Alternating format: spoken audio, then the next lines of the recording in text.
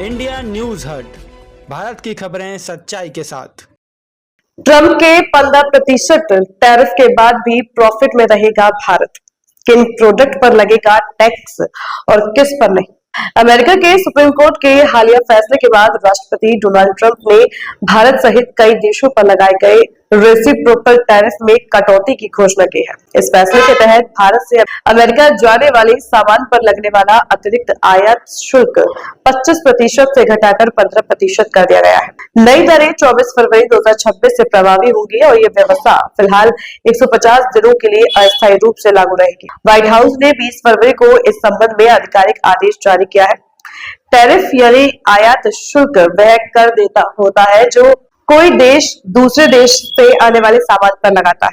इसका सीधा असर कीमतों पर पड़ता है, क्योंकि कंपनियां यह अतिरिक्त लागत अक्सर उपभोक्ताओं से वसूलती है। ऐसे में टैरिफ घटने से भारतीय उत्पाद अमेरिकी बाजार में सस्ते होंगे और उनकी प्रतिस्पर्धात्मक स्थिति मजबूत होगी। इस फैसले को भारत और अमेरिका के बीच चल रही व्यापार वार्ताओं के संदर्भ में अहम माना जा रहा है। पहले चरण के व्यापार समझौते का कानूनी मसौदा तैयार करने के लिए भारतीय प्रतिनिधि मंडल 23 फरवरी से वॉशिंगटन से में बातचीत करेगा।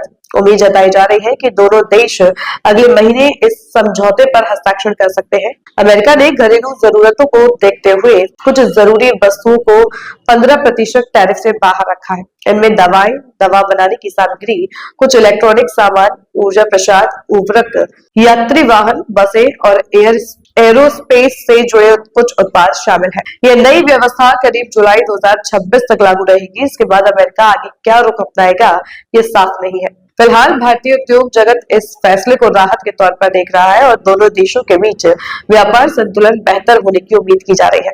रेसिप्रोकल टैरिफ का मतलब है पारस्परिक शुल्क, यानी अगर कोई देश अमेरिकी उत्पादों पर जितना आयात शुल्क लगाता है, अमेरिका भी उस देश से आने वाले सामान पर उतना ही शुल्क लगाएगा। ट्रंप प्रशासन ने 2 अप्रैल 2025 को भारत समेत लगभग 60 देशों पर इस नीति को लागू करने की घोषणा की थी। यह शुल्क पहले से लागू MFN ड्यूटीज के ऊपर लगाया जाता है। अमेरिका ने पिछले साल भारत पर 26% रेसिप्रोकल टैरिफ लगाने का ऐलान किया था। इसके बाद अगस्त 2025 में रूस से कच्चा तेल खरीदने को लेकर भारत पर 25% अतिरिक्त दंडात्मक शुल्क लगाया गया, जिससे कुल टैरिफ 50% तक पहुंच गया है।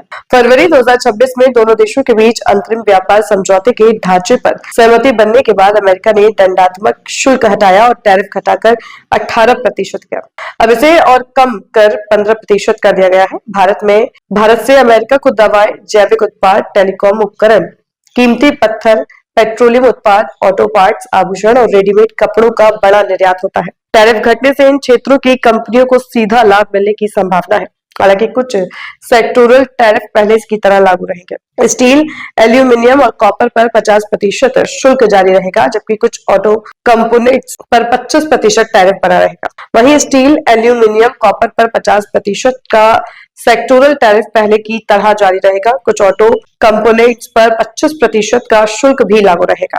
सेवाओं के क्षेत्र में भारत ने 28.7 अरब डॉलर का निर्यात और 25.5 अरब डॉलर का आयात किया। कुल मिलाकर भारत को लगभग 44.4 अरब डॉलर का व्यापार मिला।